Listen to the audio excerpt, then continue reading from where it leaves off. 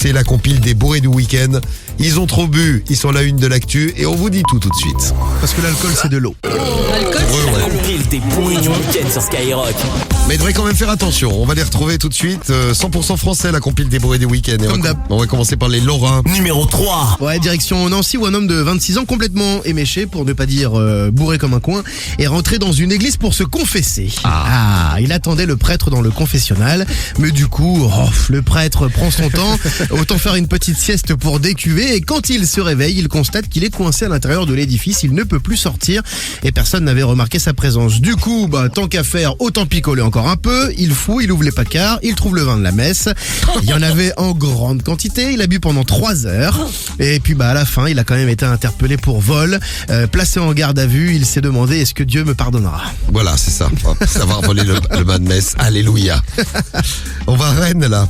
Numéro 2. Désolé, on est en Bretagne, mais on a souvent des Bretons dans la Ouais, compagnie. Oui. C'est Ça représente. c'est un mec de 40 ans qui est fortement alcoolisé, qui est rentré chez sa voisine.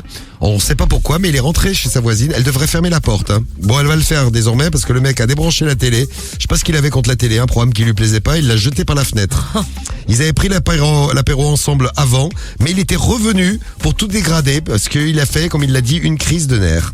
Il a été condamné à 2 ans de prison ferme pour violence, dégradation de la maison et puis mise en danger de la vie d'autrui, parce que quand tu jettes une télé par la fenêtre, Ah bah oui. ça peut être dangereux. Oui.